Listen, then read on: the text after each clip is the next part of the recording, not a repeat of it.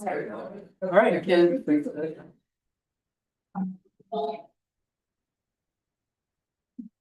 You leave that door open, aren't you? No. All right. Good. You want to check? Just go ahead. I mean, Oh, he finished it.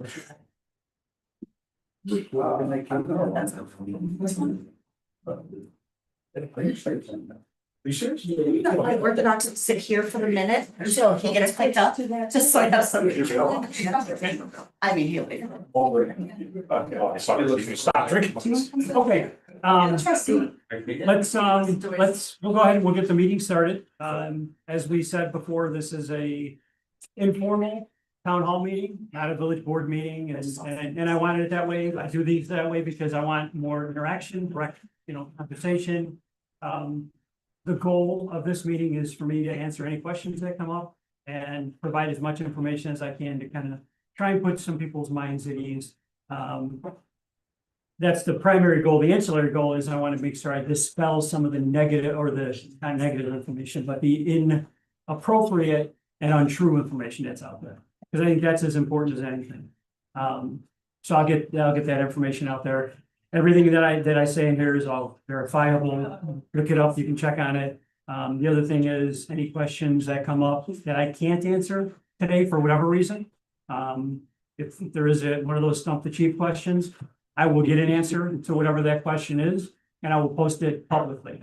I'll post a question, post the answer on all three of the social media sites as well as the village site as well. So just to make sure all the information's out there. Anybody who knows me at all, any trustees that have known me over the last 4 years, I can tell you, I don't operate in the shadows. I don't do things behind anybody's back. I don't believe in restricting information, telling people what they want to hear. I tell it like it is, just the way I'm wired. My wife sometimes doesn't always appreciate that, but that's just the way I am. And I think that it's the only way I could fairly allow the trustees, and the residents to be able to make good decisions. Okay. So what I'll do is I'll start off, because not an official meeting, we won't start off with a pledge of allegiance like we normally would. But what I'm going to do is I'm going to start off our meeting with just going through. I did get a couple of particularly two people sent me some questions. So I want to go through and make sure that I address those first. Because some of those questions may be some of the same questions that you folks have. So let me start out with one question or a couple questions I had was, do other towns post signs where the cameras are located? The answer is some do. Some actually post signs right on the post itself that say, you're on camera 24 hours a day, things like that. You can do it. Illinois doesn't do it as much. Some states do it much more than Illinois does. I'm not against it. Again, we're not trying to hide. Matter of fact, I want people to know they're there. I have no issue with people knowing that they're there. And so, yeah, it can be done. There's nothing that says we can't, both sides. Can Sleepy Hollow residents contact me to have their plate flat? Yes, there's a white list within the system. So I can, if for some reason you're concerned and about privacy issues or whatever, we can enter your plate and we can have it entered in and you become completely invisible to the system. The caveat to that is when that's done though, if your car is stolen, your car is invisible to the system still. So that is one thing to be concerned with. Now we can also remove cars from it. So it's not a permanent thing. So if we put you on the wait list because you don't want to be on it or you don't want to be captured, at some point in the future, if something happens and your thinking changes, we can always take it off. So that can be straightened out as well. Okay. Question asking, am I the only person that has access to the information or access to the cameras? The answer is no. All of our police officers will have accounts set up, okay, or the user accounts, but they have to be approved. They have to go through training, and I'll explain our whole process with that. So they will have access to it. Now, will they have access to do searches, unlimited searches? No, and I'll explain that as well. Do they have access to requesting that videos or images be saved longer than what our retention period is? No, the only person that's going to be able to do that is me. Nobody else will be able to do that. So So hopefully that answers that question as well. And again, a lot of this I'll fill a little bit more when I talk about our specific program, our policy and things like that. Questions about lawsuits? As far as I know, there's one right now that's still kind of percolating. The one that was in Illinois got dismissed. That one has gone now. It's no longer in the system. There is a current one out of Norfolk, Virginia. I think they set the trial date for October, I believe. I think it's October when they're setting the trial date on it. The basis of the lawsuit is essentially they're saying it's a government dragnet, and it's an unlawful search. That's what they're essentially saying. My gut feeling, and I'm not a constitutional law expert, I'm not sure that anybody's a constitutional law expert anymore, but my gut feeling is that that case is going to go the same way that the other 15 federal circuit courts have gone, which has basically said that no, it's not an unreasonable search. It's not a search at all under the Fourth Amendment, but we'll see. That being said, let's say it was to go the wrong way and it was to go and say that, yeah, it's a search, can't do it. If that happens, the village is under no financial obligation. That's one thing that we are not going to have to pay for technology that we can't use. So the program at that point would be suspended or whatever the case is, and then we would not be responsible for paying for it after that. So we would not be on the hook for anything in terms of financial obligation. So, and that was a kind of a big deal because even though I'm confident of which way the court cases are going to go, you never know. You just don't. I think we've all seen it throughout the country. If you shop the right courts, you can get the right decisions. Just depends on where you happen to file your cases. So now that being said, if that district court rules that way, it's going to immediately be appealed. It'll end up in an appellate court, and eventually it'll go to the Supreme Court. And I'm pretty confident if it ever gets to the Supreme Court, they're not going to rule. They're going to rule that it's not a search. We simply don't have an expectation of privacy on a public vote. So now the privacy of the data itself, those are separate issues. Okay, and we'll talk a little bit about that. This was more of a statement than a question. The person was basically saying that them and their neighbors are home quite a bit alone. And they have absolutely no issue with this program. They're actually happy. So it was more of a positive comment about the program itself. So yeah, that was the questions from that individual. The other one, which was a very lengthy one. Take this one. This came more of a statement, some directed to the village officials. So what I did is I kind of picked questions in the statements is the best way I can explain it. Okay. So one of the things that was brought up, I guess I can read. There's no issue with me reading the issue. It says, Flex safety LPR systems have been used by police departments across the United States to assist immigration, custom enforcement with deportation issues. That's one of the questions that came up. Given what's going on today, I can understand that concern. One of the best way I can answer that is the federal government doesn't have the right to come in and just access Sleepy Hollow's data or East Dundee's data or West Dundee's data or anybody else's data. They have to do it with the permission of the person who owns the data, which is the organizations that gather it. So every town that gathers the data decides what they're going to do with that data and who you're going to share it with. So it's not just arbitrarily shared. There are some towns or some states that actually cooperate with immigration efforts. And I'm sure that they will freely share that information with ICE if they were to come in. In Illinois, we are prohibited by law from sharing our data for immigration or reproductive health issues. We just can't do it. It's against the law. So, one of the things that I've done is our policy will actually cite the actual state statute right in our policy that says what we will do. I'm also going in a step further because our state law really is not clear on whether or not that information can be shared with the federal government. It only talks about state and local government.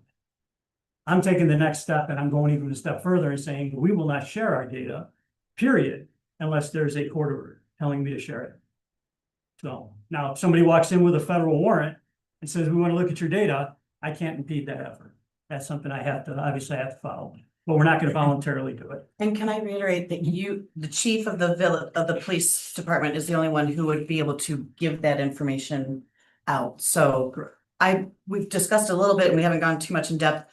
I don't know that I would even want us to have a weigh in on that per se. I think we can certainly work on working together on it, but I don't want citizens necessarily to have access to that either. Like it needs to be protected and in a trustworthy system. Mhm. Yeah, because as many of you know, in some of the debate, we've just debated this for a number of months here on the board. It was initially turned down, then they brought it back with multiple bids, so multiple companies. I'm sorry to hijack for a second. Multiple companies, and then it was passed. I was the sole no vote on the board. Chief and I have sat multiple times, and for me, it's a philosophical issue. I would not want my privacy, violated in this way. To me, that's how it feels. And I've spoken to some residents who feel the same way. I also appreciate the security and the sense of knowing what's going on, especially because we're a larger community. We don't have streetlights, all sorts of different, I can see both sides of it. And I think the difference for me is even though I voted no, it still passed because I had the support of the rest of the trustees on the board. I do feel more comfortable with it, knowing the restrictions that the chief is going to be able to place on it. And some of the discussions we've had about restricting it further, especially with respect to immigration and reproductive rights and people being able to travel without being tracked for that. And I will let you keep talking because I think you're explaining a lot of the questions really well. Okay. Mhm. So one of the things that President Bo said is citizens having access to the data. Citizens never have access to this data. You have to you have to be a law enforcement officer and have a law enforcement account to have access to this data. Okay, that's generally the way it goes. Now, there are some exceptions to that for public data, like a mall or something like that, because FLOC operates in public malls and private property, homeowners associations and things like that. The difference is those camera systems don't have access to the data that we have access to. So the access that we have data, question? Well, just real quick, and just kind of taking a circular path here, it seems, in terms of the security of that data. I will address that in detail, Okay. because that's another question that had come up. Absolutely. It's an excellent question. Let me just finish this thought and then I'll get back to that. So citizens never have access to the data. Now, the mall, like if you go to Woodfield Mall, or if you go to the Arboretum in South Barrington, you'll see FLOC cameras as you go in and out of there. Those cameras and the people who monitor those cameras, unless it's the police officers, have no access to NCIC information or LEADS information, which is the criminal justice databases that we use, okay? It's also not a reciprocal agreement. Because they have cameras that they allow the police department to monitor, they can't then monitor the police department's cameras. It doesn't work that way, okay? It's definitely a one-way relationship. So there's no fear in terms of that data, being combing. That doesn't happen, okay? In terms of the data security, I'm not a computer guy, not at all. Anybody who knows me will testify to that. But what I can tell you is that FLOC cameras they've never had a data breach. Okay, FLOC Safety's never had a data breach. That's the first thing. Second thing is, it is encrypted at what they call AES 550 or 256 level encryption, which is the same encryption level that the military uses to protect top secret information. It's the highest level of encryption basically that you can get. The estimates from everything that I found in the research when I was looking into this program in general was that today's quantum computers, the strongest computers we have, would take thousands of years to crack it, to be able to hack it. Okay, so that's the level that this is encrypted at. And it's encrypted from the time it's captured to the time it's stored to the time it's deleted, same level. Okay. Now, to touch on sharing. Mhm. Because obviously in the perfect world, that information, like, oh, hey, they just told me the bad guy came to town. Sure. All right. Is that an automatic process? It depends. It depends on how No, you, I know there's the hot list, right. but So if that tag comes up, it just automatically shared. But it's not automatically shared. So what happens is it'll come into our dispatch center that there's been a flock hit. The dispatch center will dispatch that information to one of our patrol officers and say, we've got a flock hit, this camera, this is what it is. It then becomes incumbent on the officer to not just react to the information with flock. And when you'll hear stories of people getting detained who didn't match, who were not the people that were actually in the flock hit. Okay, that only happens because if the information's bad that's in the system, it can happen, I guess. I don't know of many stories of that happening. The ones that I see it happening is when the officer doesn't take the time to verify the information and make sure that the person that is being targeted or shown on that hit is actually the person driving that car. And that's no different than an officer making a traffic stop, or when they go to make a traffic stop and you get a computer printout or a computer hit that says the person's wanted. You know, if I get that hit, it tells me that this is a 45-year-old male who's wanted for a homicide, and I walk up and it's a 32-year-old female behind the wheel, I know that that's not the person that's wanted. Okay, that's the type of due diligence that the officers have to do every day in terms of verifying the information, you know, that they're getting on the computer. In terms of actual sharing, when I said earlier that the data is ours, we maintain it, we own it. We decide who we want to share it with. I can tell you right now that our cameras are active. They're not being monitored. I'm the only one that can see anything that's going on right now in our system. And I get requests all the time. I'll get requests from all over. I got one from Houston Police Department, Houston, Texas. A lot of these departments, whenever a new system comes up, they automatically send out a request to share data. That's just what they do. I can't see a valid reason for me to want to share Sleepy Hollow's data with Houston, Texas. Okay, I'm nothing against Houston, Texas, but I have no reason to share data with them. Would I share data with departments that directly connect to us? Yes.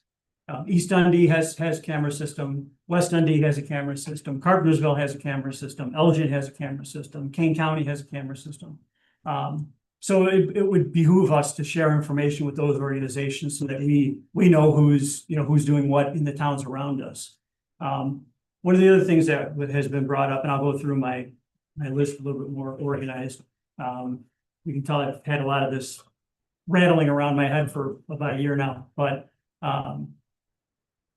there was a statement made by a person, and they said that these cameras make us less safe. And the fact that because we have these cameras, we're advertising to everybody that we don't have enough police officers, and now, you know, they're going to target our town. I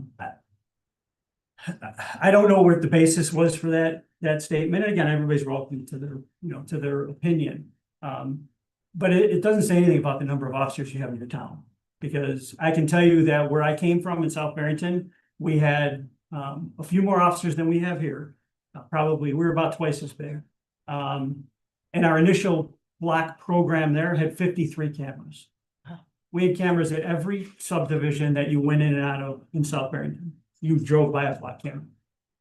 And that's just the way it was. It didn't say anything about the manpower that we had. It just said that we wanted to make sure that we were protecting all the residents as well as we possibly could. And because of the way South Barrington was set up, you had to do that, you know, to be able to do that. I think now if I'm not mistaken, South Barrington has 60 or 65 cameras. So they're all over the town. So it really doesn't say anything about, as far as the bad guys are concerned, that they don't necessarily make any judgment based on whether or not you have cameras. I will tell you that they do tend to avoid towns that have the cameras. And if we didn't have them, this is just my opinion, and I've been doing this 38 years now.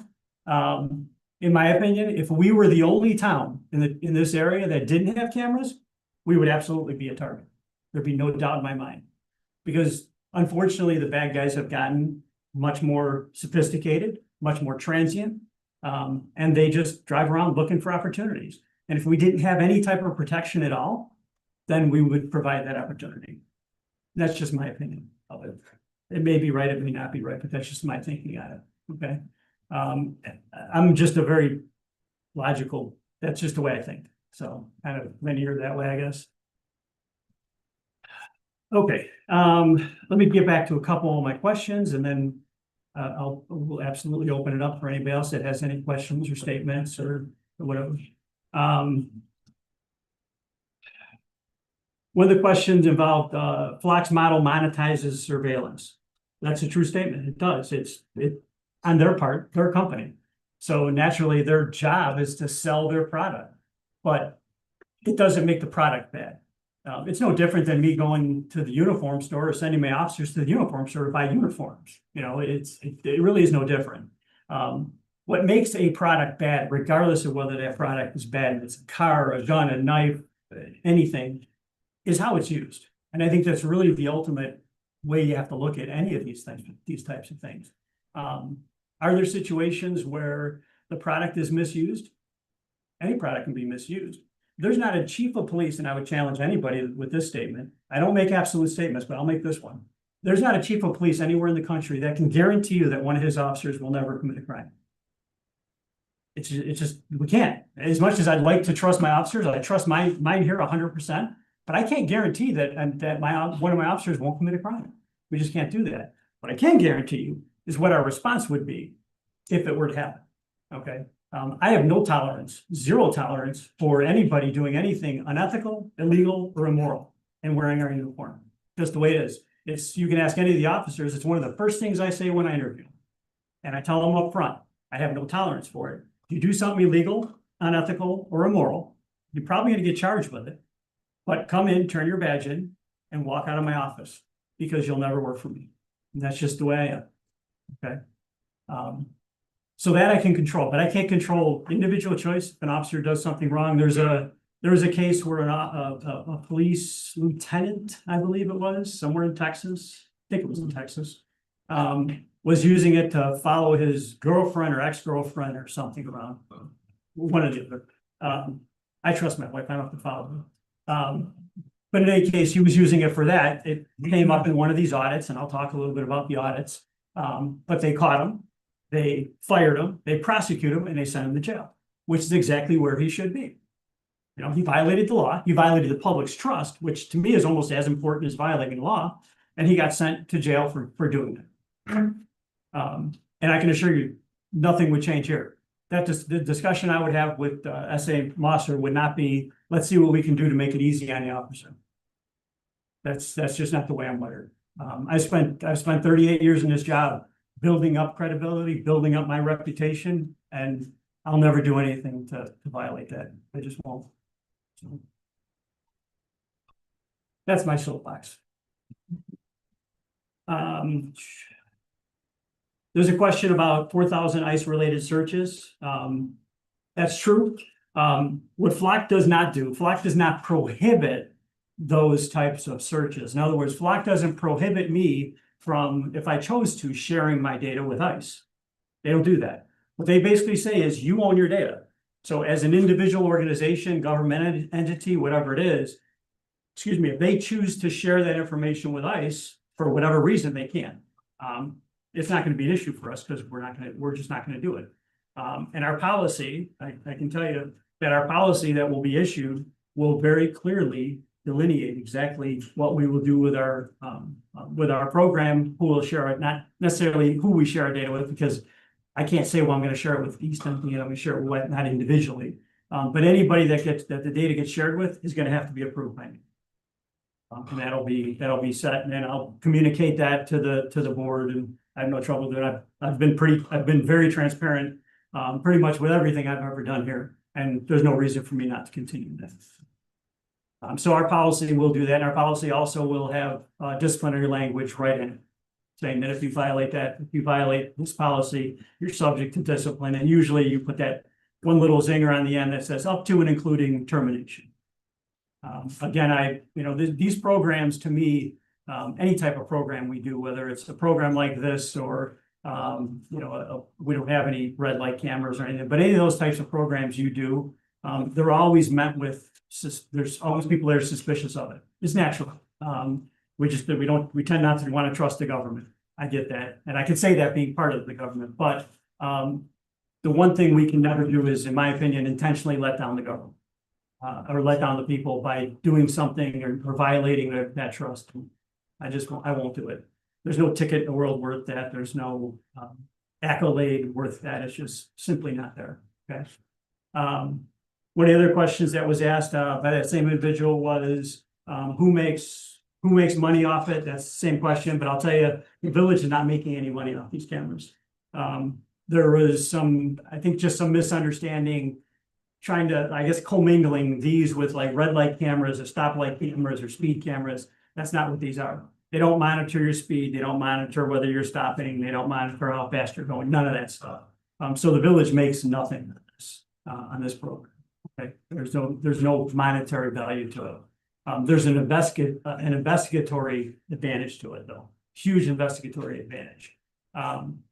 I don't like to deal in hypotheticals, so I won't. I'll tell you two cases that we had within the last several months here in town, where had we had this program in place, one had we had the program in place would have helped, and the other one where another flock camera system did help. We had a car stolen from the west side of town here, and within 8 hours, we knew where that car was at, basically the neighborhood where it was at, because it was captured. It was hot listed. We entered it in leads, and it was hot listed, and it was captured on a flock camera, and we knew about where it was at, and it was recovered about 3 hours later. Okay, so that's a real world example of how these cameras do help, and that's not a hypothetical, that actually happened. We did have an incident where we had an elderly resident. This one irritated me tremendously. I take it personal when our residents get victimized. I don't like it. And this was an elderly resident who was victimized by somebody during a scam. The person actually came to their house and ended up scamming this person out of about $125,000. Okay, a substantial amount of money. We had nothing to go on, literally nothing. We had just a basic car description and nothing else. Had we had these camera systems, we could have gone through, found, because we knew the time they came into town and we knew the house they went to. We could have used that camera system to identify a suspect, and most likely we would have had a suspect identified and could have been able to save that young lady's loss. That one I took very personal. I can tell you another story from just recently down the street here in South Barrington, where I came from. One of the features in this system that Flock has, it's called the caravan system. And what you can do is you can identify a particular vehicle and say, I want to know every time this vehicle is coming through my town. And this involved basically an investigation for an armored car. So an armored car had gotten robbed. They knew it was in the area, but they didn't know a lot of facts. So they put that information in, they watched the footage and watched the car, and they watched the armored car, and they were able to identify a vehicle that was following that armored car, patterning it. That ended up eventually leading to an arrest in that armored car robbery. So the technology, when it's used properly, it's wonderful technology. It gives us the ability to investigate cases that we simply would not be able to investigate without. Okay. So that's a couple of anecdotal stories that are very true, and two that hit really close to home in our town. So let's see. Ask a question after those real. I spoke with a resident earlier this week, and one thing they pointed out is they understood that gangs just steal cars, and so the cars that would be on the cameras wouldn't be helpful. Can you speak to that? True. They'll steal cars. They'll steal. A lot of times they'll go to like the metro station, and they'll steal a front plate off a car because people don't lift the front plates, and they'll put that on the back of their car. As long as it's hot listed. In other words, if you report your car stolen and it gets hot listed, it doesn't tell us much other than the fact that a car that's on the hot list has entered your town. The advantage for us, again, being a smaller police department, we have 35 officers on the street. So the advantage is if I get a flock hit off the camera on Joy, then I know if my officer's on the east end of town, he can start swinging that way, start going that way. The biggest benefit to us is that deterrent benefit, knowing that they see our officers driving by. Because if they see a squad car in the area, they're not going to hang around and do vehicle burglaries or try and steal a car or stuff like that. They're going to go somewhere else. And I say this, and I don't say it tongue in cheek. I say it with all seriousness. My goal is to push the crime out of Sleepy Hollow and into whatever towns are around us that I can. That's my goal. I know the chiefs of police in the other towns will say exactly the same thing. Okay, and that really is what our job should be, to try and keep crime out of our town. This is simply a tool that helps our officers be able to provide better services for our residents, okay? So, anyway. That answer your question? Yes, thank you. Right?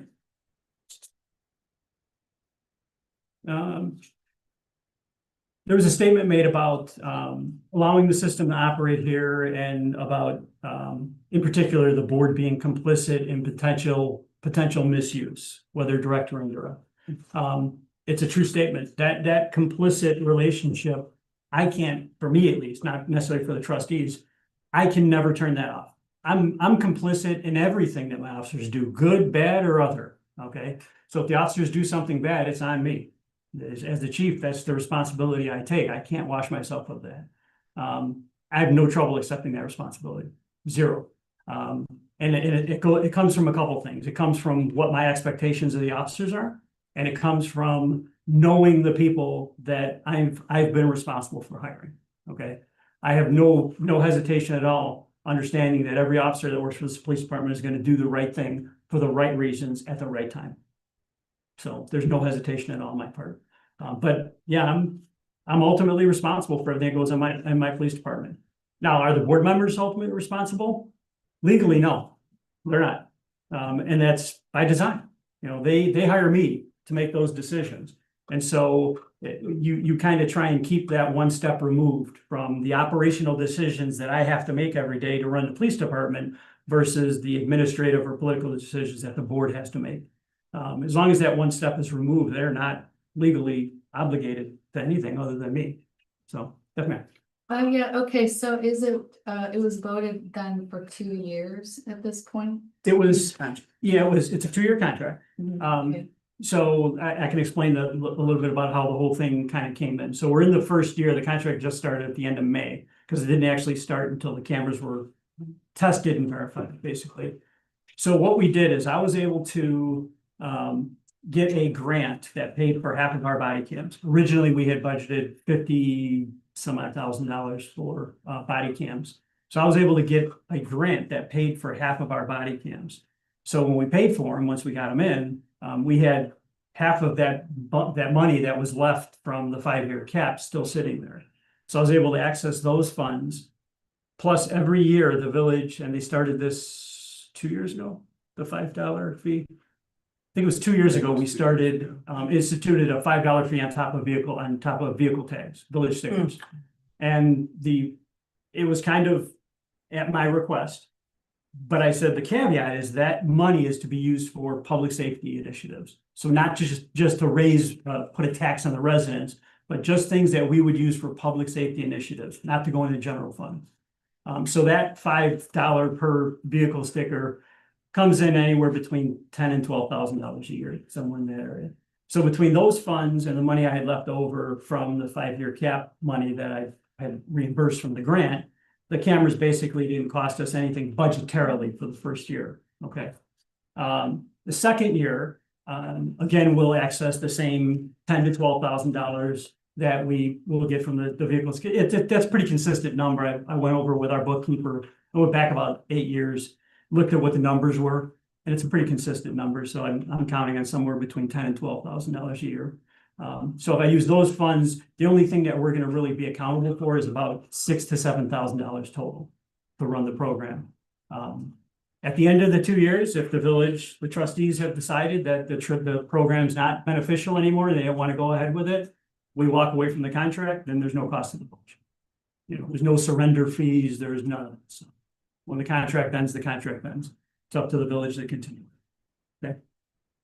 So you had mentioned about how you were the data is going to be used to share with really kind of local, regional law enforcement. And that it would require a court order to give up the data. No, To not to them, but to outside. to anybody else, yes. And so, and then, so that means, so is that something that is gonna be written in as a parameter? Because I'm sort of under the impression right now that you have full discretion over what data and how to share. So I am going to intentionally somewhat tie my hands by my policy. what I don't want to do is I don't want to ask my officers to follow something that I'm not willing to follow.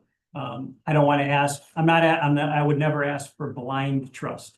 I think I've earned a pretty good amount up to this point, based on the last 4 years here. But I'd never ask for blind trust. So, whatever parameters are going to be put on it are going to be written right into the policy, absolutely. So, do you want to do that by ordinance? You have to be careful when you do things by ordinance, because if I do something by ordinance and I find an operational need to have to change that, it can't be done quickly.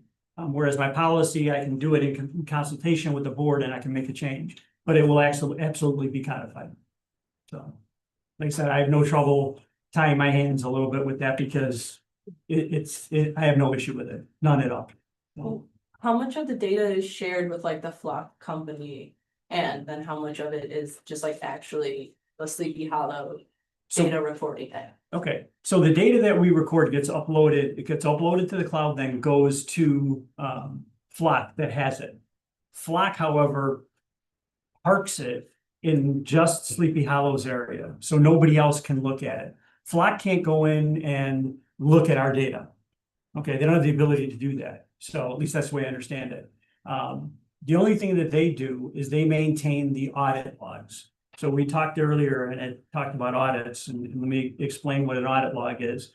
So every time that an officer does a search, doesn't matter how minuscule it is. If I go in there today and I go look for a certain plate and say, I'm looking for this plate because it's wanted in relation to a burglary in East Dundee. I put that plate in. I have to put the plate in. I have to put the reason why I'm doing the search, why I'm searching for that plate itself, and it could be investigatory, it can be a warrant, it could be whatever. I put that in there and then I have to put a case number. That generates an audit that is permanently maintained. It never goes away. That's maintained by Flock. Okay, so it's not even controlled by me, so I can't delete it. The police departments can't go in there and delete that. Okay, that's permanently maintained. In terms of what the data does, Flock says point blank, they will not sell, share, or distribute your data. It's your data. And as a company, I can tell you that if they did that and they violated that, they'd be out of business. Quite simple, they'd be out of business because nobody then would trust them to maintain their data the way they do. Flock's not the oldest player in the game.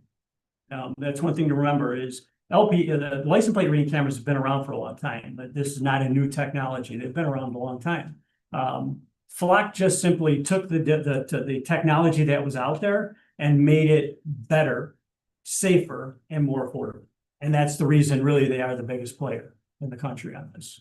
The last number I heard, I think they're in 5,000 different communities across the country, something like that, 42 states. So the data is definitely, it's definitely protected and it's our data. There's absolutely no doubt about that. It's our data.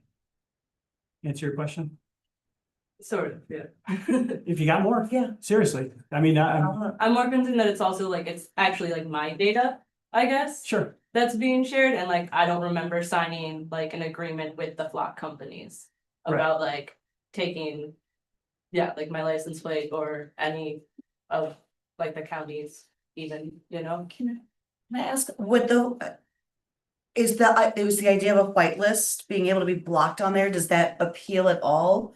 And I had issues with the privacy stuff as well, and so I'm just trying to figure out, is it the presence of the cameras taking pictures? Is it the retention of the data? Can you help me decipher some of it? I think it's more like the retention of the data, like who's actually in control of it, because like with the flock company, they also have it and then it goes to us if they're blocked from that happening, I guess. But then they still have control over it, and as you said before too, like as long as, I mean, I'm okay with like any officer being able to access the data as long as they have visual with it, but you were saying you wouldn't want to share one with one of Houston, but let's say like a Houston sheriff wanted to look up anything in Flock's system. They wouldn't have access to our data. Okay. That's why when I say that we have control of our data, that's true. It's like that data is locked in this building and I can only share it. It's like my ball and nobody else can play with it. I mean, that's really what it's like. So, Right. there's been a lot, and I'll deal with some of the misinformation that's been put out there as well, but Well, Good okay, question. so Houston, for example, is probably willingly sharing the data. Yep. Right, Yep. so that would account for some of the 4,000 searches. Okay, right. Yeah, and we don't know, Um, so the thing that, the data, I'm sorry to interrupt you. So we don't know the data that was put out there was, yeah, there's been 4,000 US customs and immigration searches. We don't know what those searches were for, though. We don't know if they were ICE searches. We don't know if they were warrants based on, you know, that immigrations was actually doing a legitimate search for a US citizen. You know, that we don't know. All we know is that that organization had requested access to that data. We just don't know the reason why. And so is having your plates blocked, that's something that Sleepy Hollow has then decided to do as a community, as. It's available to any community. So any community that signs on with Flock, Alright. that is one of the things that you can choose to do. If a citizen wants to come in and say, I don't want my plate read, then we enter it in a whitelist and that plate then becomes invisible basically to the cameras. Invisible to throughout Flock or just the town? Invisible to ours, because I can only control our cameras. So if you drive through East Dundee or West Dundee, that I can't be accountable for, but definitely ours. I have some concerns. I think it was like after, was it 23andMe, like went under, like all the Oh, data yeah. was just like sold to other companies. So like what, like if like Flock were to go under as a company or were to just decide to sell the data, because like you're saying they'd go out of business, okay. Like if a hedge fund wanted to get in, And by it, what would be the incentive not to do because that? the agreements that whoever bought, and again, I'm not a lawyer, but any company that buys them buys the agreements in place. So they're not allowed to just buy it and then take those agreements, throw them out the window and do anything you want. Now, you would have the opportunity if they would say, okay, as of this date, we're changing the agreement. And then we would have the opportunity to say, you know what, we don't want to do that. We don't want to follow through on that. But any agreement that we currently have with Flock lives as long as our agreement is in place with us. So yeah, the 23andMe and a lot of these other data breaches, I can tell you that that data was not protected at the level that this data is protected at. You don't hear breaches in the federal government at top secret levels. And there's a reason for that, because of how hard it is to crack into that. I appreciate that. And I Yep. did have another question, which was Sure. just, I was looking up Flock, it said it was like AI powered, like Mhm. to what degree? So what Flock can do as an example, if, let's say I have a partial plate, because somebody has a plate that's obstructed, let's say. So I have a partial plate, I can actually put additional search parameters in and say, I'm looking for damage on the driver's side of the vehicle, or I'm looking for a roof rack, or I'm looking for a bumper sticker in particular that was in a location on a car. Because a lot of times we'll get that where a person says, you know what, I didn't get a plate, but it was a gray sedan. It had damage on the left side and I knew it had a big bumper sticker right in the middle of the car. So you can actually enter those search parameters when you're looking for that specific detail. And it will use AI to search the, the different information that's out there to try and locate a car that matches those parameters. So that's where the AI comes in. It doesn't make anything up. It just enhances what's already out there. I have two questions, the gentleman in the back corner. Yes, sir. So if my car is stolen and you say I'm looking for this license plate number, who actually is looking for it? Is it everybody who is signed on to the company? So it goes, once it gets listed through NCIC. It gets listed in the state computer and the national computer as a stolen wanted vehicle. Once that happens, anytime it goes past the camera, that camera will hit on it and it will say, it'll have a Flock hit and it'll say wanted stolen vehicle, that town or whatever it's at, and then that town has to investigate it. Just the Flock cameras. Sometimes the state, because the cameras that are on the tollways are different than, they're not Flock cameras. Those are also wired into it. Okay. There's other systems that are also wired into Pretty it. much So everybody. once it gets hot listed, it's not just Flock cameras that it goes into. Thank you. Two questions, chief. When you were presenting this program to the board, you had stated that all the data gets erased after 30 days. Yep. Regardless if there was a continuing investigation. That's the only difference. So it's continuously and permanently deleted after 30 days, and it's a rolling 30 days. So if it happened today, 30 days from now, it's deleted. If it happens tomorrow, Okay, 30 it's days from there, cut off. every day is a new 30 days start. The only time that changes is when I go in and personally make a request that this data be saved for a particular plate because it's under investigation, but I have to justify it and it creates that audit trail. So And and I then- did that. And then my second question is, for some reason I envisioned this whole thing as this camera. All it was gonna get was a plate, but you're telling me you're seeing the whole car. Are you seeing who's in the car? No, it does not capture faces at all. I don't know how it couldn't. You got Because the whole it'll- car. It'll get the side and it'll get the back of the car.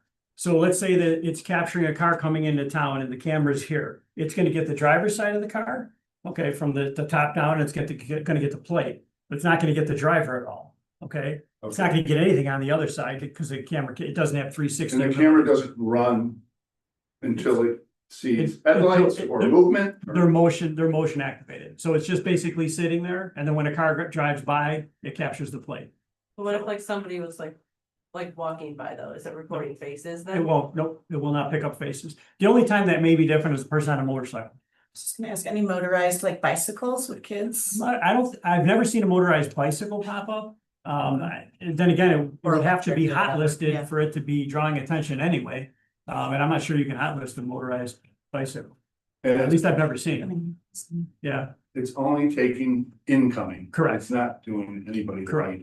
yeah. And I'll deal with that. There's some of the misinformation that's been posted. I want to make sure I address that because that's important for everybody to know. I'm gonna Thank jump you. off of Bill's question with the 30-day duration. That was something that I was looking into when I understand the desire to keep the recordings for longer in case something happened. Sorry, I didn't mean to make my face with that. And I know, I mean, I grew up watching Law and Order. We always root for the bodega to have that video camera for that crime that's gonna help solve it. But now, as an adult and having learned about privacy rights and stuff, the idea of images sitting there for 30 days, do we need it to sit for 30 days? Can we lessen that? Is there a reason it needs to be 30 days? What about 7 or 12 or? The problem is when you lower the number, sometimes you don't know that a crime has been committed. So let's say somebody, in an example, people go on vacation for a week all the time. Sometimes they go on vacation for 2 weeks or longer. If you go on vacation for 2 weeks and your house gets burglarized and while you're gone, we need access to data for more than 7 days. Okay, so again, it's 30 days. I think 30 days is a good number. It's not too long, but it's long enough so that we do have to investigate something. A lot of times we don't even know what we don't know. So maybe our town got hit with a burglary motor vehicle. We don't even know what we're looking for yet.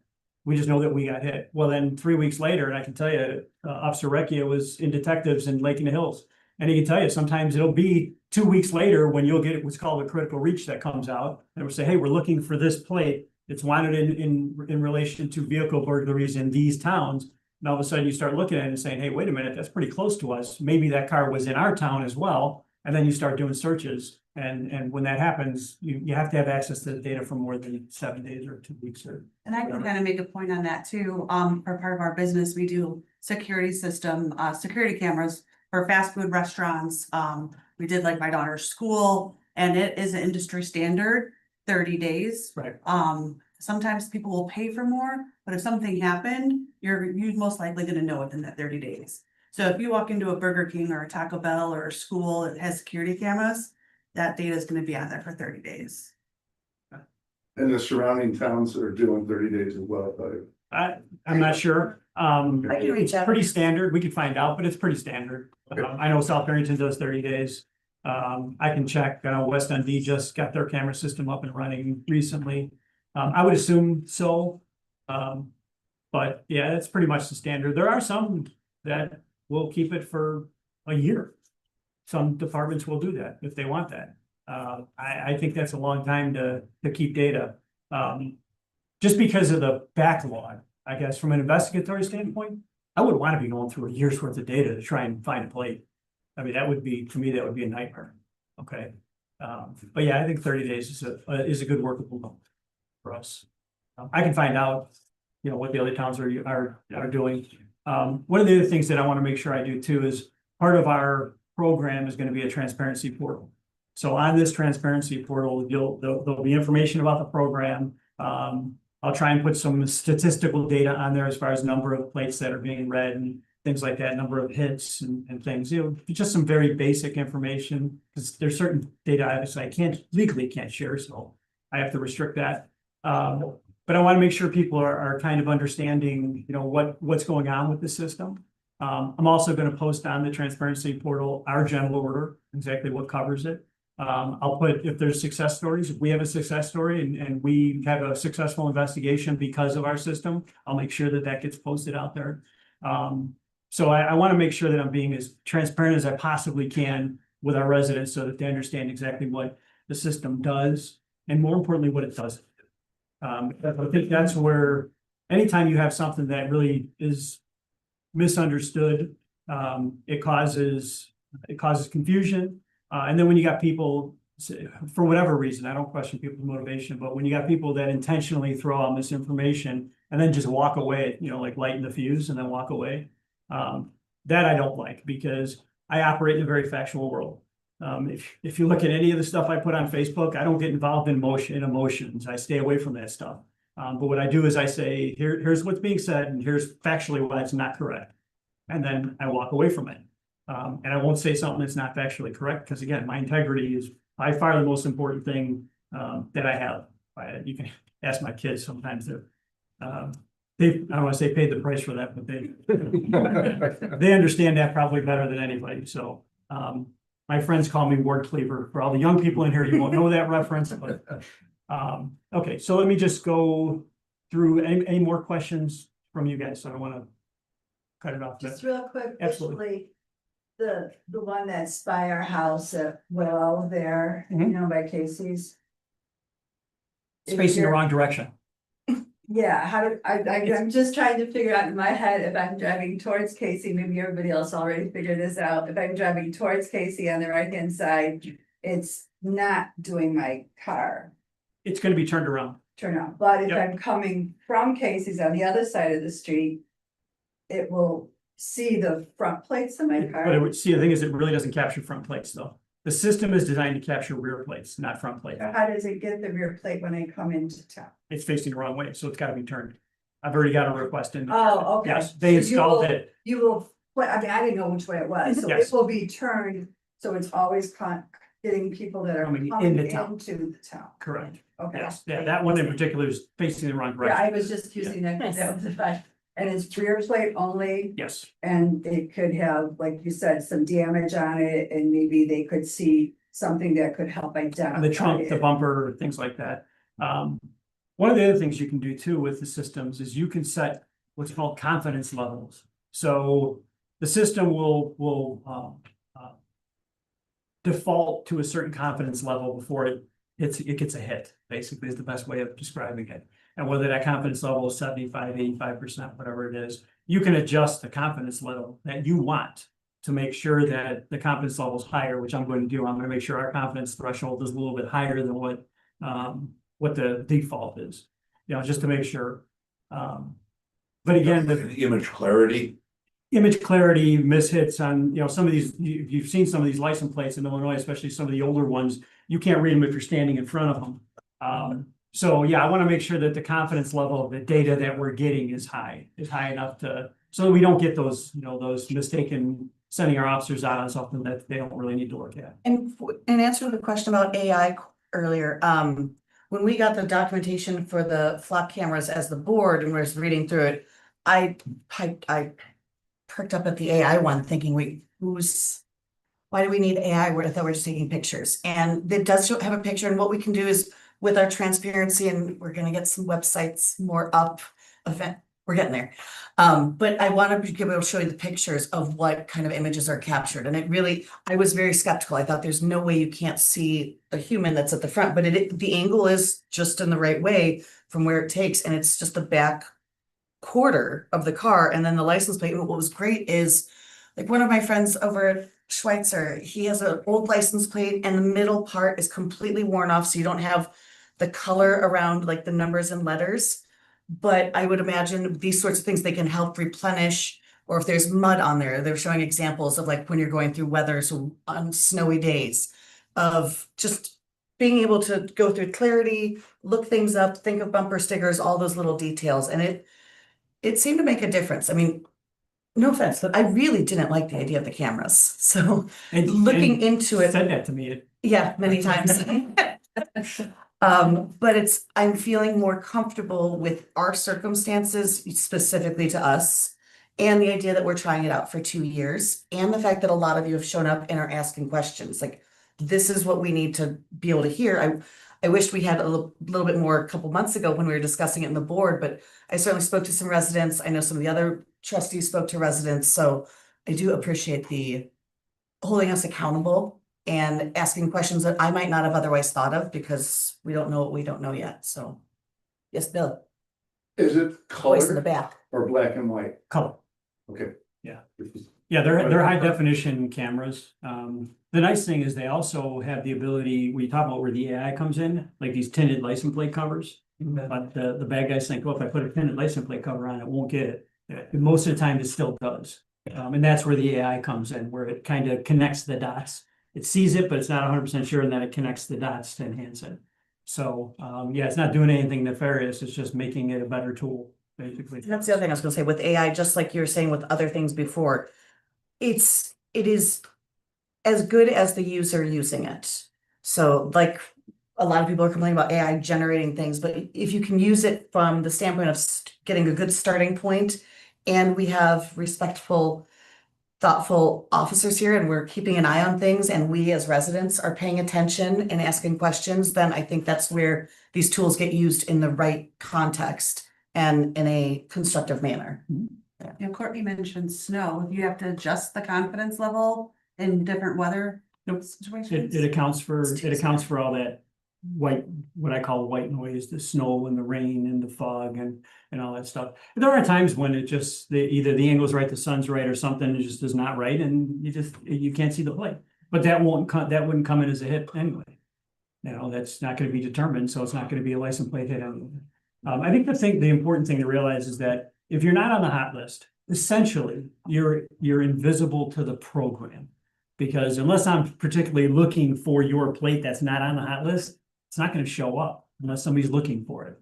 So, and then again, after 30 days, it's gone. And we don't, that's not something, unless a government, but the Flock, I can't just call Flock and say, hey, I wanna extend my agreement and I want it to make, instead of 30 days, I wanna do it 60 days now. It has to be voted on by the village trustees. That's not a change that I can just make. It has to be passed by the village. So, which is good. I think that's a good check and balance to have. Because, you know, again, there's bad doctors, there's bad lawyers, there's bad politicians, there's bad police officers, you know. So you gotta have some checks and balances in there. And to me, the best way of building confidence and credibility is don't violate the public's trust. You would have access, and then your Sergeant Diori? As far as administrative access, yes. Okay. So, and I'll deal with that's actually the answer. Yep. One of the questions that I wanted to bring up was, so in terms of misinformation, again, I try to be very factual. I don't think misinformation, and I don't care if it's politically motivated, personally motivated, based on whatever it is, it serves no purpose to me. It doesn't. All it does is confuse people, causes unnecessary angst, and it's just not necessary. When I say I have an open door policy, I mean that 100%. I can tell you there's people sitting in this room that I've been in my office, no appointment. They walked in the front to do something else and said, hey, chief, you got a second? We sat down and talked for a half hour, 40 minutes. So I do that regularly with our residents. I will continue to do that regularly with our residents. Anybody that ever has a question can reach out to me, call me, come see me. I have no problem sitting down and talking to you, not at all, okay? And that will never change. I can also tell you that as long as I'm here, this program will never do anything to violate our residents' trust. That much I can tell you. If I'm not here, I can't guarantee too much.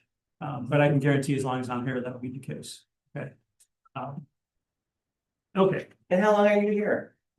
It's a day-to-day thing. I did sign a contract with you. Yeah, we did. Kind of good, That's- okay. Yeah, I'm okay for a little while.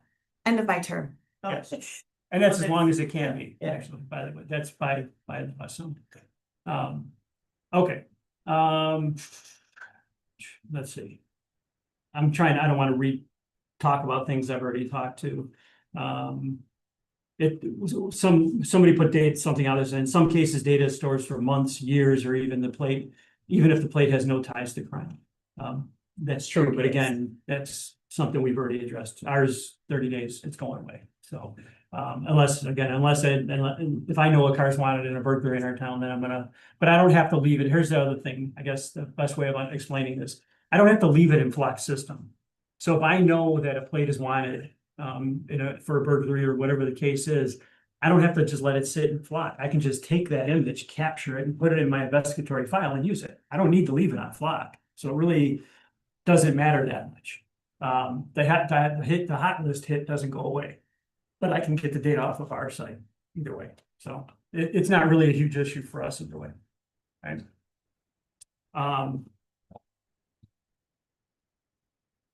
Let's see.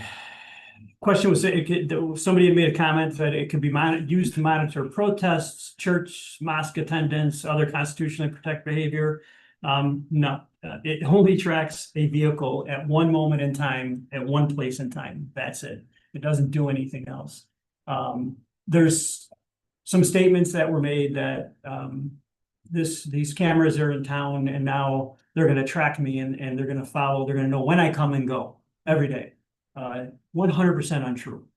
It only measures when you come into town. It doesn't know, the system doesn't know where you went when you came in. If you came in off Joy, it doesn't know if you turned around and left. It doesn't know if you came down Joy and then went out on down Crane and went out on Sleepy Hollow Road. It doesn't know any of that. All it knows is that at that one moment in time, that plate was at that location at one time.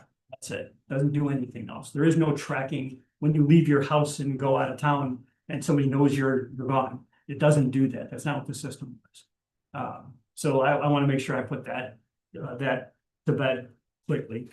And from that same standpoint, you can't ascertain people's schedules or routines through it. I mean, a bad officer would have to sit and watch the videos 24 hours to ascertain what the pattern is. Or and looking for the cars, because unless they have a hot list. right, Yeah. or enter that car as a search, which then triggers the audit. That's automatically there. So there's a paper trail behind. Yeah, there's always a paper trail. And ultimately that paper trail comes to me.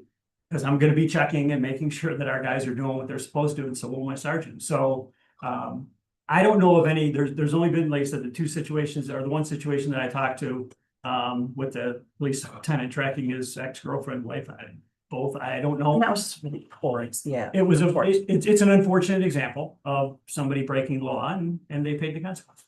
So.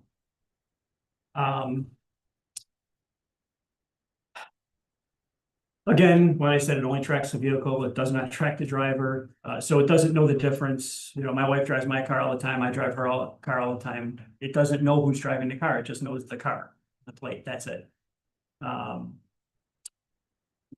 There was a statement made that there's no transparency or oversight. I think I've kind of addressed that. There's definitely is transparency with it. I want to make people comfortable with it. And again, I don't expect everybody to like it. And I respect that opinion. I really do.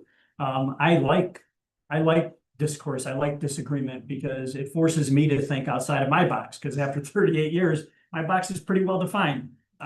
But I like people giving me contrary opinions so that we can look at things and have discussions and agree to disagree sometimes or disagree to agree, you know. I'm gonna put a plug in really quickly. We need members for the Police and Safety Committee. If any of you folks are interested, please speak to me after the meeting. I did it. Okay, so one of the things that I already addressed, that cameras track you coming and going, and that's not the case. Again, they said some of these people have made comments that every time we leave, they're tracking us. Again, that's untrue. It only captures the plate as you enter the town. It doesn't capture when you come and go. None of that. I feel like the Ring cameras would have more, like the doorbell cameras would probably have more access to track people. Your ATM does. Okay. Because your ATM's got your face, your time, your account number, it's got everything, you know, we don't get any of that, but it's just this unfortunately, this is society we live in today. You'd be hard pressed to drive a mile in any direction from Sleepy Hollow and not be on camera somewhere. That's just the reality we live in today, so. One of the statements was made and is being repeated, strangers now have access to your data. Strangers don't have access to your data. You have to have a law enforcement account to have access to this data, period. That statement was then taken even a step further and said that because strangers have access to your data, now your house is going to be robbed. I actually had to step away from the computer when I saw that one for a second. Your house is, first of all, there's never been a house robbed as a result of any data breach from an LPR system, license plate reading camera system, ever. And I searched nationwide, talked to people at Flock, talked to people at Motorola Technologies, talked to people at Vigilant, talked to everybody. There's never been a robbery associated with data gathered from any of these cameras. That being said, the data is not enough for anybody to be able to use, to be able to rob your house. That's one of those inflammatory statements that I really don't appreciate, because it doesn't do anything but put fear in people's minds where it doesn't need to be. There's a difference between skepticism and fear. Skepticism is good. It generates conversation. It asks questions. I have no problem with that. Fear is tough, because fear, if it's rooted in untrue information, is difficult to overcome. So that one is 100% untrue. And if I sound like I take that personal, I do, because it does nothing to benefit our residents. It does nothing to benefit our town at all. Another statement that was made is, regardless of what they say, the data doesn't really go away. The data is permanently and uncontrollably deleted at 30 days. It does. I've tried to go back in where I came from and do an investigation based on a plate we got after the 30 days. You can't do it. Doesn't matter if you have a warrant, doesn't matter if you have a subpoena, you cannot find it. It's gone. Okay, so the data is permanently deleted. And I can tell you that from experience. We talked about the encryption already. Another one that was brought up, an individual said that a person that they know who's in law enforcement showed them an app on their phone where they could access cameras in Colorado. I think it was Boulder, Colorado. Let me say this as gently as I can. Actually, she said that it was a police officer who lives in town, showed her flock cameras from Colorado, Okay. which was completely false. Well, it's there's a couple things with that. One of the things with it is it's illegal.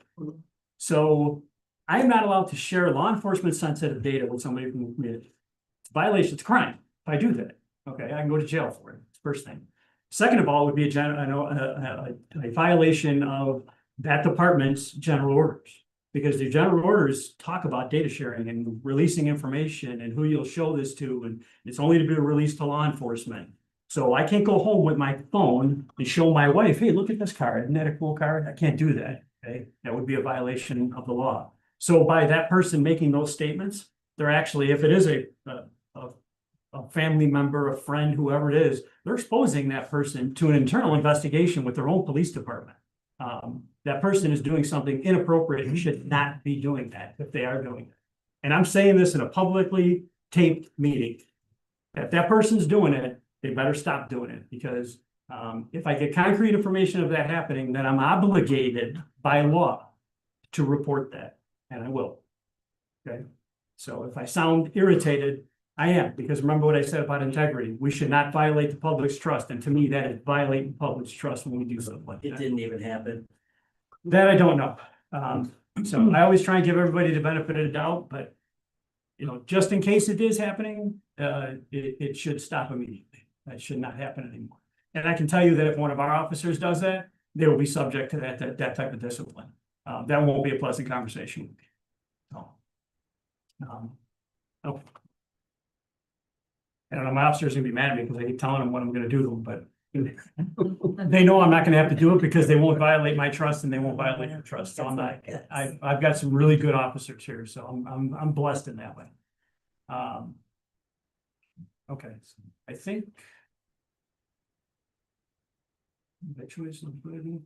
Yeah, I think I've answered. Yes. Yeah, one of the other things they brought up was that, you know, they have no trouble leaving their phone on because of, you know, Apple protecting their data. Yet last time I checked, Apple's had data breaches pretty much every 6 months. They have a data breach. So if I was worried about anything, I'd be worried about Verizon, AT&T, or Apple before I worried about cloud camera data. Because that's much more intimate details. It's kind of the crux of it, because sometimes in history, even banks haven't been able Sure. to keep their data secure. And I will never say never. I cannot say never. I cannot say it's impossible for it to happen. But, you know, unfortunately, in law enforcement, we deal in likelihood. You know, we always deal with what's likely to happen, and that's how we dedicate our resources. That's how we train our officers. That's how we behave as a law enforcement agency. A likelihood of a data breach happening with the way that Flock protects that data, it's very, very, very unlikely. I cannot say it's impossible. That I cannot say, but I can say it's very, very, very unlikely that it would happen. I'm just wondering with breaches like that, I mean, banking, we're going after monies, all sorts of other personal data, that sort of thing, but I'm just even thinking with the flock cameras. I mean, maybe covering up a crime, but I was trying to think of what would I don't know what the appeal would be to try and breach, I suppose, but The- it didn't seem like it's as profitable as other areas that we see breaches happening, so I was just wondering like, what would the draw? Although maybe just to mess with things. Well, and it wouldn't be beneficial only because if you breach the data, you get the plate. Yeah. But you don't get the back end information. We have to pull that up and look at it. So we have access to the federal databases to pull the information up. The person that's breaching it most likely is not anyway. So all they're gonna get is they're gonna get a picture of your license plate. That's it. They may, and if they do get if they do breach 30 days, let's say, they still only get a 30-day snapshot of whatever the data is. And it's every day that snapshot becomes smaller because now it's 29 days, then the next day is 28 days. So, you know, it just goes away after a while. There's really not a lot of benefit to it either. You It's had only accessing like the license plate number, like on the car, like, is it only like automotive, like gang activity that it's trying to prevent? Or like, So- what is the purpose? For Only us- for the cameras, yeah, if it's Yeah. only getting the license plate, like, and driving through. Sure. It's not actually tracking anyone or actually tracking any of the crime. Then. For us, the advantage is from an investigatory standpoint. I'm not gonna sit up here and tell you that Flock is gonna lower Sleepy Hollow's crime by 50% next year. That would be it would be an untrue statement because we don't have a lot of crime. We're lucky that way. But the crimes that we do have are very intimate crimes. The lady that was taken for the $100,000 plus, it's a very intimate crime to a person that may have been that person's life savings. So those are the types of crimes that if we have this type of data available to us, we can fully investigate it. So for us, it's an investigative tool. It's not necessarily going to reduce crime. Does it work in that respect? Sometimes you would say that it increases crime. Because if you look at the numbers, let's say a crime is committed, but we don't have any suspect information. So maybe it's not reported as a burglary. It's just reported as a criminal trespass to vehicle, which is not necessarily a reportable crime. So all of a sudden we get a block hit on it, we investigate it, it gets reported as a burglary. You solve it because of your investigation, but now you've got a burglary reported where one necessarily wasn't before. So it can raise your numbers, but it doesn't always, but it's not always gonna prevent crime. If it does, that's great. I mean, if it keeps the 3 or 4 cars a year stolen that we have, or the 3 or 4 cars a year broken into that we have, sometimes a little more than that. If it keeps that from happening, then to me, it's worth it for the residents. 2 questions. One of the first times I came in and spoke to you was about crime. I'd heard through residents that, and my mother, I'm sorry, I doubted her, she was right, that crime was coming here from Chicago. It was coming up from the south side of Chicago. And I thought like, are you kidding me? And I went in and spoke to the chief. He's like, no, actually it is. And part of that is the way that they were able to determine that was from some of these cameras and being able to track cars that were used in the crimes. And then we had more of a discussion where our crime numbers haven't necessarily really gone up in Sleepy Hollow. We still have a nice secluded area, but the nature of the crimes have changed a little bit. Whereas when I was growing up, it was kids breaking into garages to steal some beer or get more fun antics, I want to say, but are still breaking the law. And my understanding now is we don't have as much Mischief. homegrown mischief, but it is because people are looking for more sleepy area towns and making it as a quick, easy target. And as much as I love our village, it is Sleepy Hollow. I love how dark it is. We don't have a lot of street lights. Sorry, I know that drives you guys nuts. But everybody's secluded and we're back under our trees and it is wonderful, but it is very, very private. And with the number of officers we have here, I think it's being able to see if cars come in that have a connection to a crime. And that's my next question for you about the whitelist. I do see the benefit of that, having the knowledge that some car has come in and it may have been involved over in Dundee or Carpentersville or Algonquin for something else. I think that is for our small force, but our large geographic spread. I think that's positive, provided we're handling responsibly. Now, my question with the whitelist, when I drive in, I've got my license plate on the whitelist, the camera's gonna always take pictures and then it's gonna register that I'm on the whitelist. Does it get deleted or does it just get omitted? Do you know what I mean? Depends on how you put it in. Okay, So we can put in, we can have plates that are designated as resident plates. In other words, a plate that it shows when that plate comes in, hey, that's a resident. In other words, they belong here type thing. That's used more for like homeowners associations and things like that, but we can do that. But if it's whitelisted, it ignores the plate. okay. It doesn't capture it, it doesn't retain it, it ignores the plate. So What if a BOLO or a warrant or something comes in since it's been on the whitelist? Does that individual get I mean, it seems counterintuitive that they'd be notified that there's something out for them, but no, okay. so there's no outward communication that way. It may come into me and it says, hey, just so you know, a plate that was, that's whitelisted in your town is No. wanted out of East Dundee or West Dundee or whatever. We would get notified and then I would have to Awkward conversation. decide to have that awkward conversation, yeah. Yeah, and so I'm sorry, I kind of segued from my second point, which was the crime, just the nature that things have changed in recent years. We live in it's just a lot more dangerous society today. When I started in this business, you'd have burglaries to homes, burglaries to vehicles, and they would steal change out of the cars, they would steal. And I didn't mean to minimize anybody who has had that experience. No, Sorry. it's still an invasion, Yeah. but they weren't armed. They weren't coming out here, what I call in packs, because that's what they do now. The car that we had stolen, that we recovered, I guarantee you they didn't walk to Sleepy Hollow to steal that car. They came here with another car dropped off that was probably stolen, and then stole our car. The other difference is they're not just stopping and stealing cars now. They'll go into a car when they find out the car is open, they'll check and see if they can open the garage door and then get in the garage door and then burglarize the garage or worse, enter the home. That's why, my public service announcement is lock your cars, lock your garage doors, please put them down. We had one officer drive around one night that he found 10 garage doors open in one night. And he said, well, I didn't want to wake the people up. And my answer to him was, and it's in the newsletter this time, I said, wake them up. Wake them up. If they get mad, tell them to call me, but I'd rather have them be mad at me than get burglarized or have something happen to them in their house. Okay. So, it does happen. We get very, we get lapse, because of where we live. I grew up in the city. I lock everything. Where I currently live is not in the city, but my car in my garage is locked. My door to get in my house is locked. That's just. We were burglarized before where we used to live, and so everything's always locked. It's a terrible feeling. Yes, Somebody it is. gets hit with a crime. It It's a is. I was a terrible feeling. statistic in Sleepy Hollow. It's probably been 17, 18 years ago. I brought this up in the meeting. My wife and I both worked. We left one day.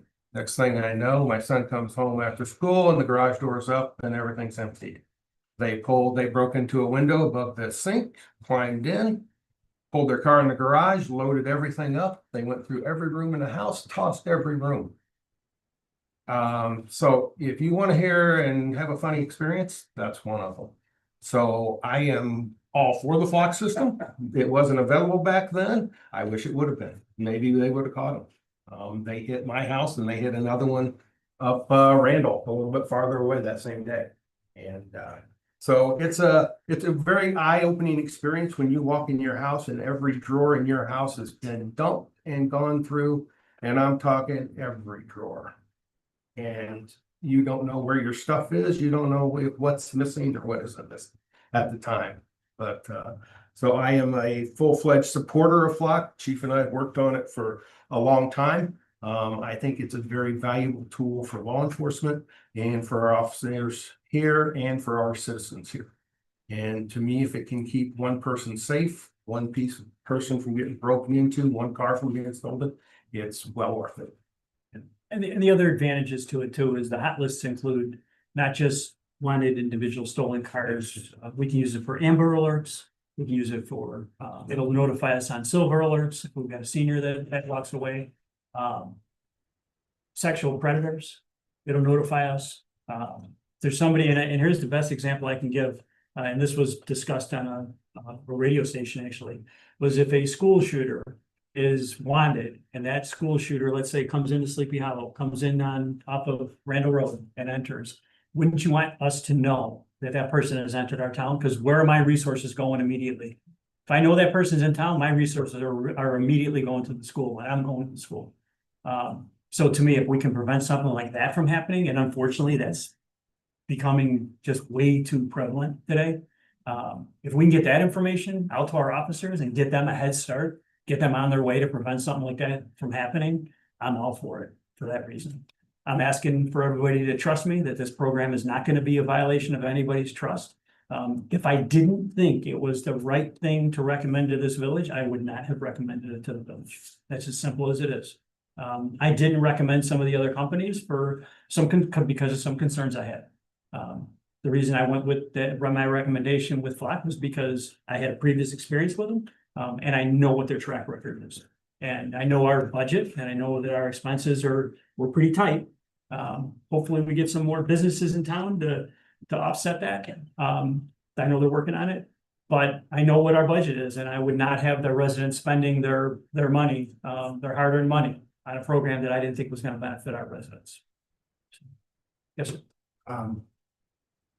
If I'm a West Dundee resident and they have Flock, right?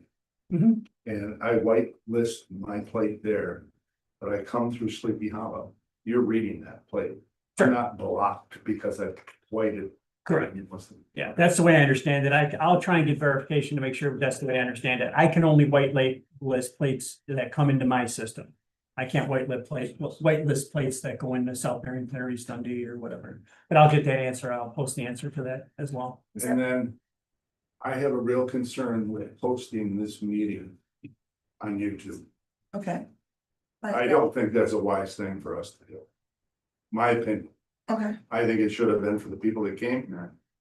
If anybody wants to come and talk to you guys in person, or any of the other trustees who attended, that's fine, but for us to be teaching the insight of this program to just anybody, legal or not out there, to understand it better, I don't think it's wise. I appreciate that. Excellent point. Thank you. I'd like to I take. know we love full transparency. Well, yes, But- that was discussed. I personally pushed for it to be broadcast, mostly because we are dealing with so much misinformation that between talking amongst neighbors, social media, what have you, we weren't getting a lot of clarity in the village, and this is something that has been addressed at multiple meetings. And because people have said they don't know what's going on in the village, I thought it was because it's a trust thing. Yeah, I do think it was important to go ahead and publicize it. We're not, I mean, like we've said, we could put cameras up saying, or put signs up saying, hey, you're on camera. We're not giving anything away here that's not public information, but There we're was trying to. more insight that I have in my mind now than when I walked in here. Sure. And everything that we've discussed, there's nothing that can't be found with just Google searches. Yeah. I'm not giving any state secrets in terms of how we investigate things, or those tools I'll never go away. Those are definitely my ball, and I don't let somebody else play with it. My If officers, anything, they I feel can play like with it, but it's gonna deter them away even more, like, oh wow, look what Sleepy Hollow's doing. They're Look talking how about it. concerned they are, and look what they're doing, like, we're just gonna stay away from there now. and we're lucky. We have a state's attorney that prosecutes people. When I worked where I worked before, it was in a different county, starts with a C, that didn't necessarily prosecute people. So we're blessed that way. And I can assure you, we find somebody doing crimes in this town, they're going to jail. That's just the way it is. I have no tolerance for it. So we're too small. We have too unique of a community. And I say that, I mean that. We are a very unique community. When people drive through Sleepy Hollow to come see me for whatever reason, they're amazed that they feel like they should be somewhere up in like New England or something like that. Sleepy Hollow does not fit the inner suburbs of Chicago. And I want to keep it that way. So. Just really quick, Mhm. so, if they drive through Sleepy Hollow and they have committed a crime or, now that information is available in East Dundee, West Dundee and East Dundee if they drive through there as well. Once it gets hot listed, yes. Okay, so not until it's happening. Until it's hot listed, yeah. Okay. Once we put it in other words, we identify a plate as, let's say we get a burglary, we start doing some investigation on it. And we identify a vehicle that came in within those times. It's wanted as for suspicion of burglary, because we really don't know at that point. Right. But then it becomes incumbent on the officers, depending on how much information you have, to develop the reasonable suspicion for that traffic stop or probable cause to make an arrest or whatever. But that's where it's important to have your officers making sure that they do that. Okay, and then that's when a case number is then assigned to a particular plate or, When we do a search. okay, Yeah, so every time, let's say that our officer is dispatched to a burglary, a late call of a burglary. The officer goes to that call is automatically assigned a number from our dispatch center. That number would then be what we would have to put in the search under flock when we started looking for a plate or a car or whatever. okay. And that's audited, that's That's reported audited. through flock, and so it's part of the audit, so, okay. That's the audit trail. I just wanna say thanks to Steve and to you, chief, for working on it so hard, and as long as you did. And for Because being I'm cautious. happy to have the flat cameras here, and I'm grateful for all the work you guys put into it. Thank you. I'm sorry that there was misinformation out there. If I could have controlled it, I would have. Again, I don't question people's motivations, but I'm not a guy that does things for likes or clicks or followers or any of that garbage. That's not who I am. So, sorry. And I just like to say so I appreciate all the work that you guys have done, especially the pushback that I've given you and the questions and discussion. And then with respect, there's also the misinformation out there, but I'd also like to say there are some valid concerns. Absolutely. And I really appreciate everybody who came out and we had a chance to discuss it. If there's more questions, I mean, I don't know that we're wrapped up yet, but if there are more questions, please come to board meetings, contact me. I really mean it. The chief is open door. Like, this is how I started meeting. And because no offense, I really didn't like police that much growing up. I had things with authority. They scared me. I knew if I was talking to the police, I was doing something wrong. This was internalized by my parents. I deal with it. I was either doing something wrong or they're busy doing important work, so I didn't want to bother them. I didn't really start meeting any police officers until I think it was in law school. And one of my classmates I found out was a sergeant, and I was like, "Oh, you're kind of cool. You don't scare me." And then I'm sorry, it was just preconceived judgments. They're real, and I'm working past it. But meeting the chief, we've had some really good back and forths, and I can be very frank with them about my concerns and saying exactly like, this makes me think of 1984 and Handmaid's Tale, and I don't know who to trust anymore. And this was before the elections. Like, we weren't sure who was going to be running much of anything at that time. So all of the concerns I think are valid, but what's great is we need to hear them. So I appreciate you guys saying it so that we can address it and be more on top of it to share with you the information that we get and what's relevant to you guys. Because when it was so quiet for so long, I honestly thought maybe I was a little silly for making a big stink about it because I wasn't getting a lot of feedback from others. Nobody else was really participating in it. So this is really, really helpful and constructive, and I appreciate it. And I did, during the process, as we were going through this whole process, I went and individually met with every village trustee to talk about this program, to explain it to them. I should say that almost every trustee, I sat down and talked with the exception of just one, but the invitation was there and it's still there. It doesn't matter to me. If anybody wants to sit down and talk to me, anybody wants to ask questions, this meeting doesn't end the back and forth to me. It goes on forever. If you've got questions, you have concerns, bring them to me, we'll talk. And if it's something that I can change to make your question answered or go away, then I'll do it. Okay. My final question, sorry. How long have licensed readers been? You said it's been a long, long time. Yeah, they started, I want to say Motorola was one of the first ones. It's probably been close to 20 years, if not more. That's what I was figuring, you just wanted. Yeah, it's been, I'd have to look to get an exact answer, but it's been probably 20 years, if not longer. So, and there's always new players coming into the game, and some I steered away from intentionally because one made a big push into telling me that, yeah, we not only capture the vehicle, but we capture the face of the driver. I'm like, thank you for coming. I knew that was gonna be a short question, so. So like the cameras that have the red light cameras and the speeding cameras that like, especially in like the city of Chicago, Mhm. or the highway cameras. I mean, those can capture the driver too, Sure. but with Those with have- those, is that kind of like how this all started?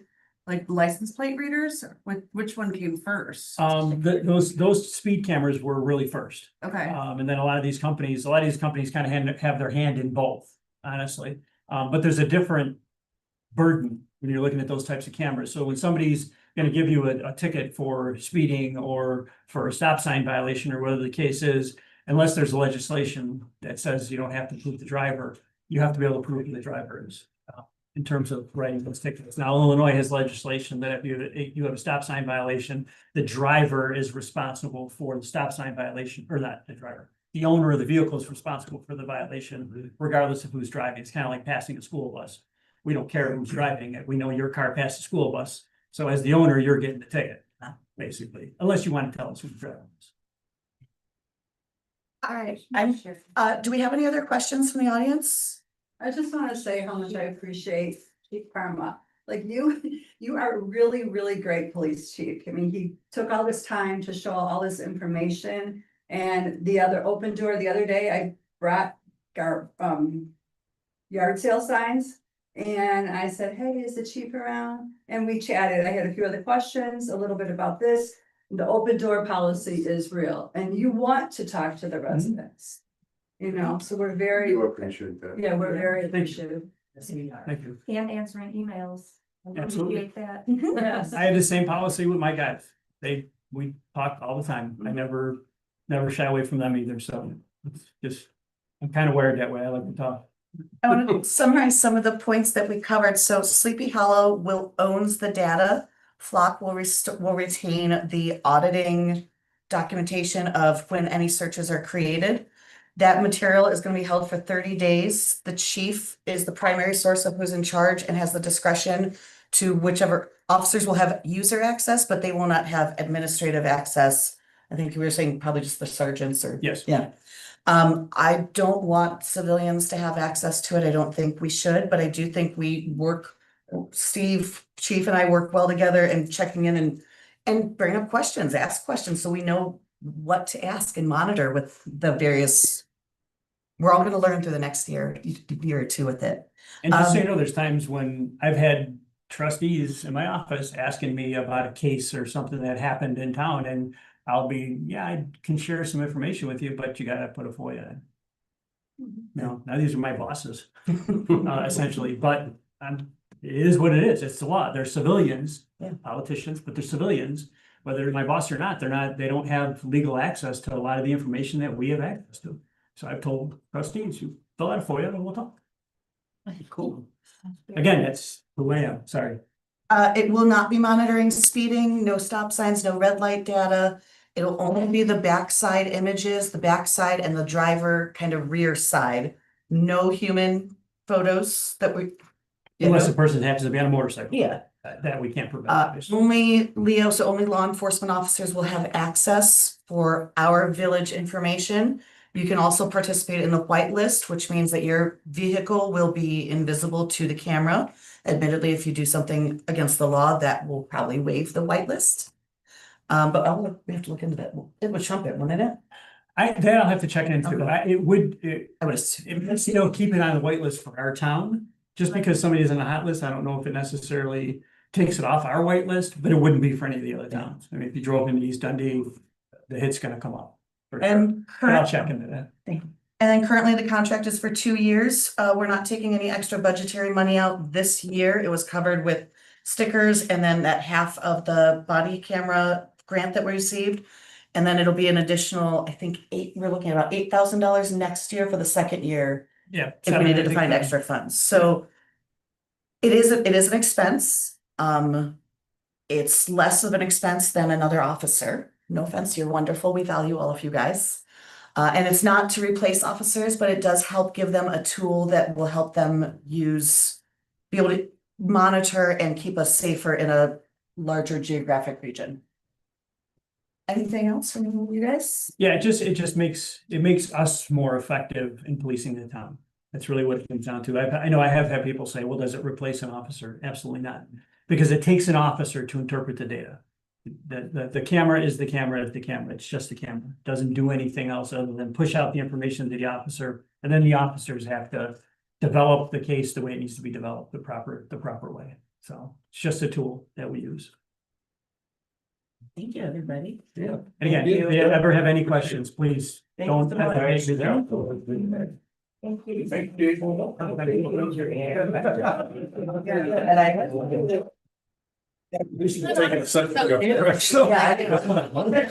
That's what every